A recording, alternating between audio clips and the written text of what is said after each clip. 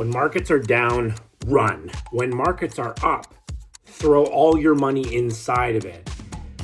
Our investor bias is a problem, and today we're going to talk about some of the different investor biases that can really get us in trouble, where we think we really know what we're doing when we don't actually know what we're doing at all.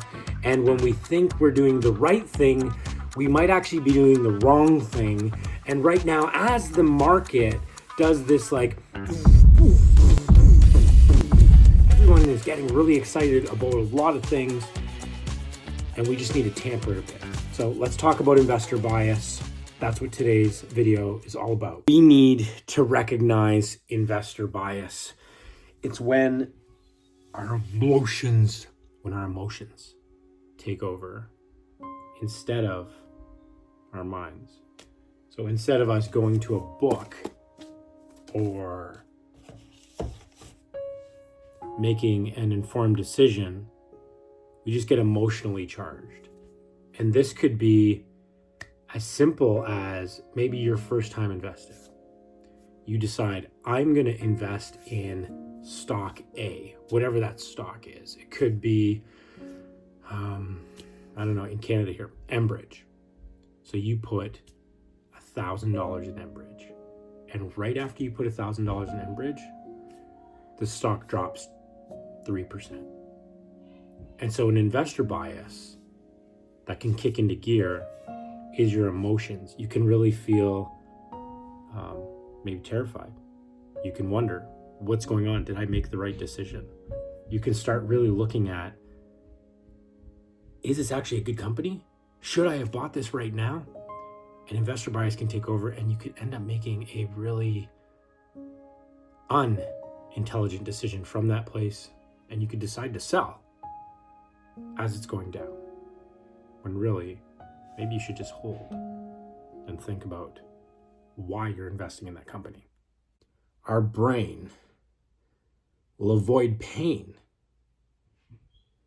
more than it tries to run towards pleasure. And pain is stronger than pleasure. Number one is our aversion to loss, which is really the need to be right. Do you see yourself making decisions like this on a daily basis, where anytime you make a decision, you want to make sure you're making an informed decision, but really beneath that, it might be just that you want to be right. Don't we all? You want to make sure that the car that you bought is a good deal. And so we want to make sure that every decision that we make is right. And it's not just a decision that we're flippantly making. Who does that? Does anyone just decide to randomly search up stocks or randomly search up cars and then just makes a decision on that car that they've searched? No. Every single one of us wants to make a right decision. So one of the top investor biases is that we want to avoid loss. We want to avoid risk. We want to make sure that we are correct. If we have an aversion to loss and we think that we've made all the right decisions and then it goes in the opposite direction soon after we've made that decision, then we beat ourselves up. And so we have to try to avoid these kind of biases. If we don't avoid these kind of biases, then every time you make a decision, you're going to be saddled with that weight. And you don't actually want to be doing that. You want to make sure that whatever company you buy, whatever stock you invest in, is something that you're willing to hold on for quite some time. This is an adage from Warren Buffett. If you're willing to buy a company and you're willing to hold on to it for 15 to 20 years, then you don't care if it goes up by 10% today and goes down by 30% tomorrow.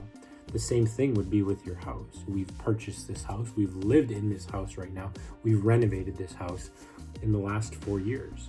I am not daily checking the market on whether I made a good decision on buying my house, buying the farm that doesn't make any sense.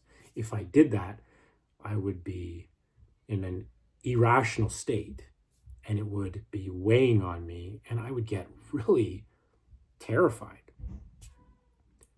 If the housing market went up really quick, I would be wondering, oh man, maybe I should sell my house. Maybe I should sell my house. But what else does that imply? That implies me moving my kids out of this house, moving my wife out of this house, selling the animals we have, and trying to find a new house just so I can time the market right. And that doesn't make any sense. Yet we do that in other scenarios when we have stocks. We see it go up, we see it go down, we panic. Right now the market's going down and so many people are panicking when you probably shouldn't. So try to avoid the investor bias of loss aversion. Second investor bias is overconfidence. Most people prefer to be in control, even if it's a sense of false control. When investing, we feel like we're in control when we're making the right decision, aversion loss that we just talked about. And we try to time the markets. We try to figure out, okay, well, this stock is just at its lowest place. It's oversold. It doesn't look like anyone else is trying to sell it anymore. So I'm going to try to buy it now. But we have no idea. And another good adage is time in the markets is better than timing the markets. And that's something that Peter Lynch has said. And he is a well-seasoned investor. Speaking of well-seasoned investors, you do know that some of the best investors in the world, best investors, full-time job, all day long, all they do is invest, cannot beat the market. They can't. They might be able to beat it for a short period of time, but for the most part, they don't beat it. And so why would we think that me or you, who probably has part-time amount of time, does that make sense? Part-time amount of time to invest in the market. And once in a while, we'll pick up a book. Go, all right, I'm going to read The Intelligent Investor. That's some good information. Right now, I think I'm actually going to just start investing in the market. And you just throw your chips on the floor and you're just guessing at what, and you look at a couple different groups, you check out some TikTok videos and you say, you know what? I think this is a great plan. I've seen 30 seconds of TikTok videos. I have read this book for at least 10 minutes. I scoured the internet and I even went to ChatGPT and said, what stock should I buy? And because you did all that, you have this confidence. So your investor bias in this is you have a confidence in the stock you're going to pick. But the problem is, when you're just going in and you're thinking, I am absolutely right in this, when you buy it, if it begins to go down, you're going to be terrified and you might just sell it at the wrong time. Another part of overconfidence is early success. And sometimes we call this beginner's luck. So you choose something and you seem to be successful and now all of a sudden you're an expert in your field. So I've been investing for 20 years or so, and I would still not consider myself an expert. I do know a lot of financial acumen. I have my own strategies on investing. If I had some early success, I would be overconfident and maybe even make some silly decisions and think that, well, since I made a really good decision there, then I'm probably going to make another really good decision here. Overall, what I'm trying to say is that we need to recognize that there is actually investor bias. We need to recognize that sometimes the only reason why we sell something is because we have a loss aversion. We need to recognize that when we are buying, that we can't be overconfident in thinking that we are the best investors in the world because we had one good year. Really, it's going to take a long period of time. For some of us, direct investing or investing for ourselves is a good idea.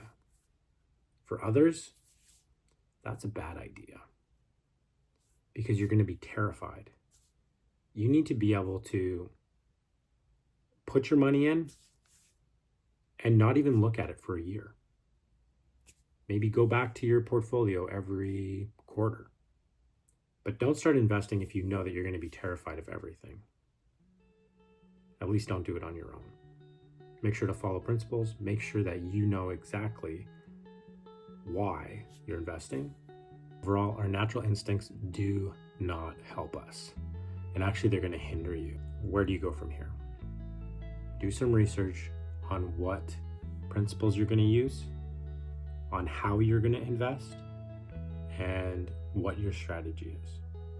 If you have any questions, make sure to drop them down below. Make sure to like the video over here and watch some of these videos here. Have a great week, guys. I'll see you next week.